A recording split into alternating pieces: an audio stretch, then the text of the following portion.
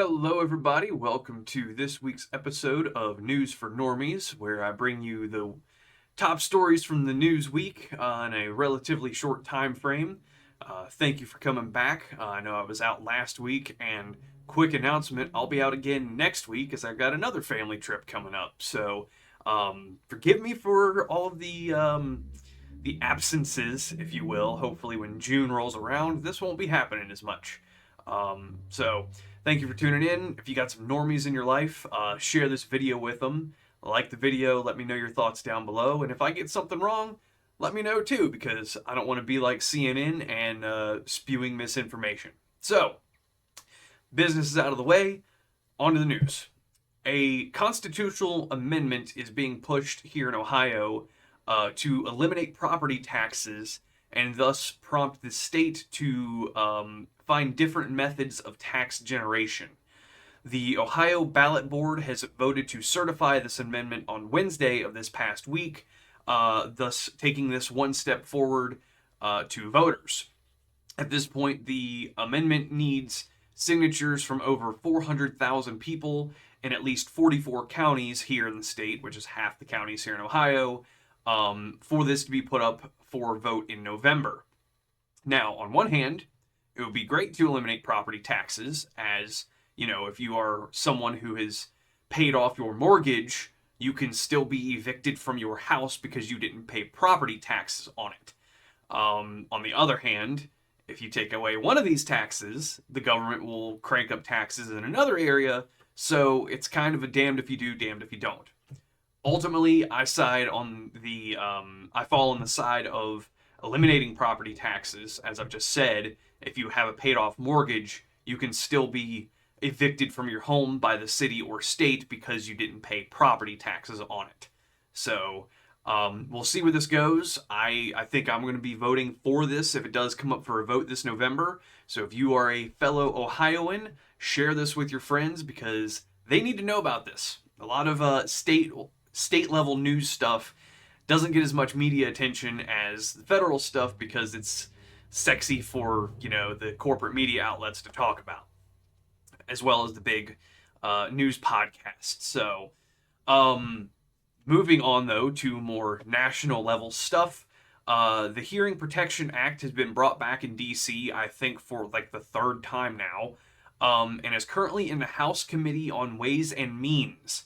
If this bill were to eventually get passed, it would remove suppressors from NFA or National Firearms Act regulations, thus making it easier for people to buy suppressors for their firearms.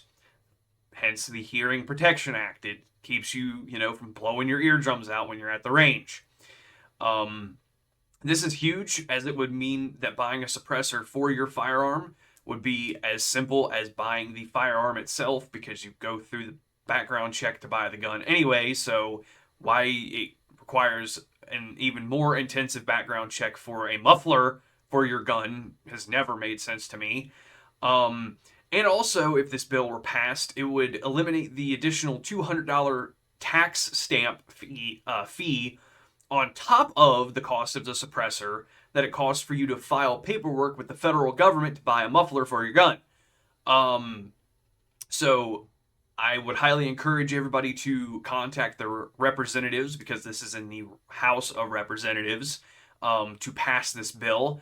Because at the end of the day, it makes it safer to shoot. Now, obviously, if you know anything about guns, you need to shoot subsonic ammo through a suppressor. Otherwise, you can potentially damage the suppressor itself, but it's your property, do what you want with it.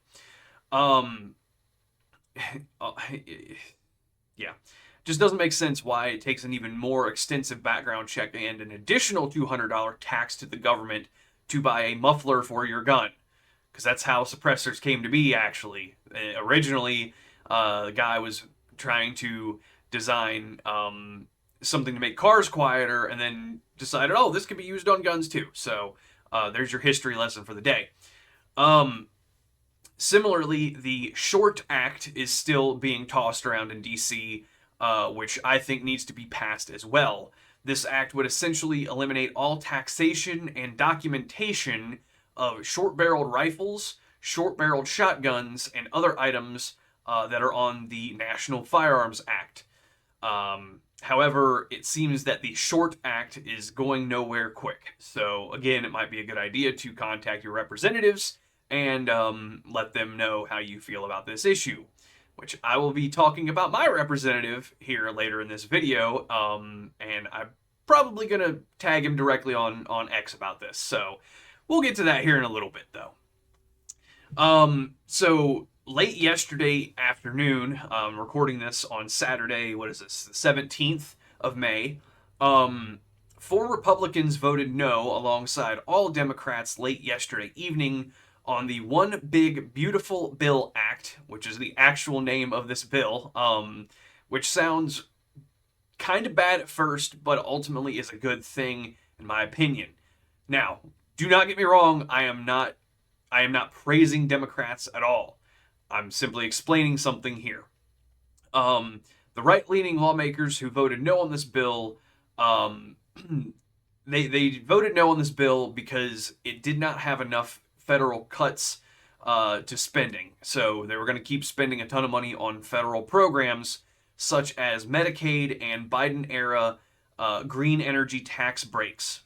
Also, conservative lawmakers want work requirements for Medicaid recipients to start immediately instead of the postponed date of January 1, 2029. So that's the reason why the Republicans voted no on this, and many of the Democrats, because they just want to keep giving money to people who are able-bodied and can actually get a job, not someone who is elderly or disabled, like actually disabled.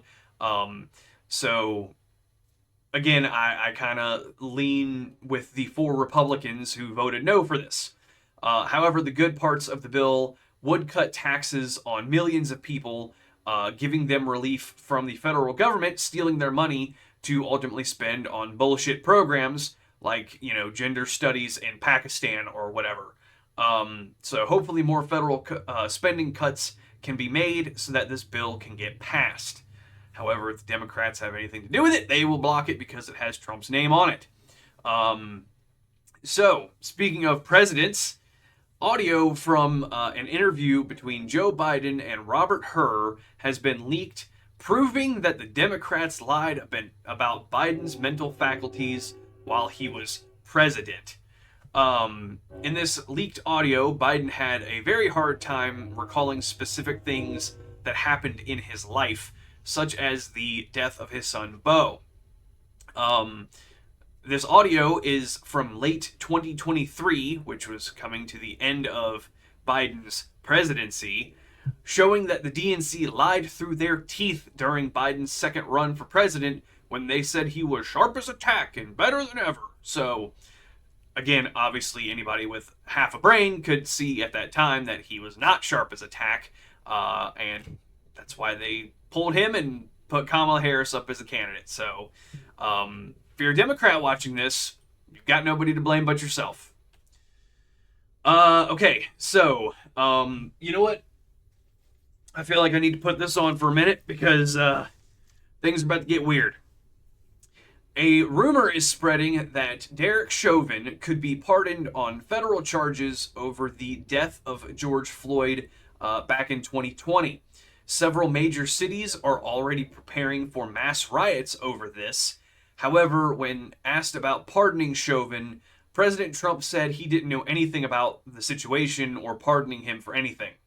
Also, Chauvin was charged on several state-level crimes in Minnesota as well, and there's no chance that communist Governor Tim Walz will pardon Derek Chauvin on anything. Walz wouldn't even pardon Derek Chauvin if he got ticketed for jaywalking. So to sum this one up, Chauvin will very likely not be pardoned on any charges. Now, we know Trump is, he's a deal maker, he's a businessman, so he could be saying one thing and later on do another. We'll see. I think Trump has bigger issues to worry about right now than Derek Chauvin. So, just going to leave that one there. Also getting weird, former FBI Director James Comey is in some hot water over a social media post where Comey shared a picture of some seashells on a beach arranged into the numbers 8647, which could be implied that he wants Donald Trump killed. Now, to play a little bit of devil's advocate, he could just mean that he wants Donald Trump removed from office. Who knows? But it's a little weird. And since you clicked on this video, yes, one of the pictures in the thumbnail is the very picture that Comey shared. So once this started to gain some heat on social media, he quickly removed the post. But I don't know why I just sounded Midwestern when I said that. The post. But the cult of the left immediately started posting 8647 on social media too, claiming it's just a protest against Trump and it's non-violent. It's never meant to be violent, which is what they always say. Let's not forget that President Trump had 2 assassination attempts on his life during his second presidential run. So since this first caught fire on social media, the current FBI director, Kash Patel, has said that he will be investigating Comey over this controversial post, which I think is well deserved. If we're going to go even further, I think Kathy Griffin should be, because she did that little stunt back in Trump's first term where she used a dummy and cut off the head of Donald Trump in a weird video. So, hopefully that makes sense, and we're moving on. Man, this thing's spiking out. Hold on a second here. There we go. Hopefully that's not too weird now. All right. I was seeing the levels on OBS, and it was spiking real bad, so hopefully you can still hear me. Shouldn't do that on the fly. I'm sorry. Okay.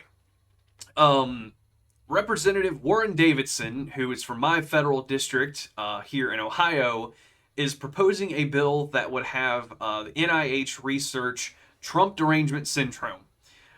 While I find this very hilarious, I think this will likely go nowhere, and it's a little bit of a PR stunt. So, just going to leave that one there. And Warren, if you're watching this, thanks for watching. Now, to the big Trump segment here, because we always got to have a big Trump segment.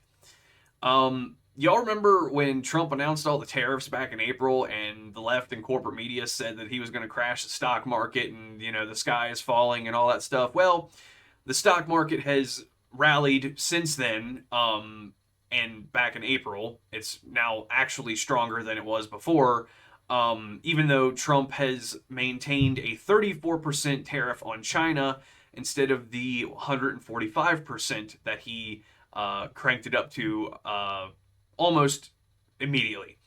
So, yeah, like I said, the stock market's better off now compared to before April, which CNN even called a win for Donald Trump as well. So I'm just surprised that CNN said anything positive about Donald Trump, because they are the communist news network, and, commies do what commies do. Now, this one, I don't know exactly where to go with this, but I feel like it's worth sharing. President Trump signed an executive order that would cap prescription drug prices in America, and Representative Ro Khanna, who's a Democrat, is pressuring Congress to sign this executive order into law. This order/bill essentially gives the big finger, or the middle finger, to Big Pharma for price gouging the American market on prescription drug prices. So, on one hand, this is price fixing. It has literally never worked in the history of mankind, just like communism. But on the other hand, it has been shown that the big pharmaceutical companies intentionally jack up prices on prescriptions here in the United States compared to other Western countries when they don't have to. And anybody that's ever gone to the hospital for something can tell you the same thing. They go in to have a bone reset because they fell off a bike or something. They broke their leg, and they give them a couple Tylenol and charge $800 for 2 Tylenol pills, when you can go down to CVS and get a 100 count for like $8. So, don't know exactly where to go with this one, but it's interesting. So maybe share that with your friends too. I don't know. Moving on. President Trump brokered a ceasefire between India and Pakistan because they were going to war essentially. So hopefully this stopped a major war from breaking out between two nations that are nuclear armed countries and absolutely hate each other. Um, Hopefully things calm down there, but let's be honest, we are in a cold war with China right now, and India kind of sides with the United States. Pakistan lies more with China. So you're kind of getting a little mini Vietnam going there, But I don't know. It seems like war stopped, so that's a win in my book. Um, Representative Shri Tenadar, who I talked about last time I was on here, is essentially backing down from his impeachment charges on Trump after many Democrats pretty much bullied him into stopping this. Many Democrats mocked him for attempting to do this impeachment this time, because even they know that Trump won with an overwhelming support this time. So any Democrat who wants to go that bold knows that they're going to get their ass handed to them in the next election. Speaking of which, hopefully people in Michigan get their heads out of their ass next time this guy comes up for a vote, because he obviously does not side with American people. He doesn't. He immigrated here in like the 80s or something, from my understanding. So he's been here for a while, but as we can see, he does not have America's best interest at heart. Now, if you want to criticize Trump on something, go right ahead. He's a man. He's a politician. They should all be criticized. But when the president wins in a landslide like he did, won all 7 swing states, and won the popular vote as well, that is a clear indication that the people are fed up with the same old bullshit and want different things. So, moving on. The last American hostage was released by Hamas per a deal directly with Hamas from America. This really pissed off Benjamin Netanyahu, as he still wants an all-out war in the region. To my knowledge, President Trump completely snubbed Netanyahu over this deal, showing that the United States is getting tired of Israel's bullshit too. And this goes back to what I've been saying the whole time. I don't care if Israel exists. I want the people there to have a safe homeland, just like any other country. I don't want wars all over the fucking place. But just like the United States likes to start wars to keep the war machine going, Israel does the same thing. So, kind of snubbing Netanyahu a little bit is, in my opinion, kind of putting him in his place a little for trying to instigate shit all over the world and then claim the victim. So, if you are a diehard Christian and disagree with me, let me know, because I would love to hear it. So, speaking of hypocrisy here, Democrats stormed an ICE facility in Newark, New Jersey, which ultimately turned violent. To my knowledge, nobody was severely injured, but the mayor of Newark, Ras Baraka, which I thought was a Mortal Kombat character, was arrested for clashing with police, and federal House Representatives Bonnie Watson Coleman, Rob Menendez, and LaMonica McIver were all caught on camera fighting with law enforcement as well.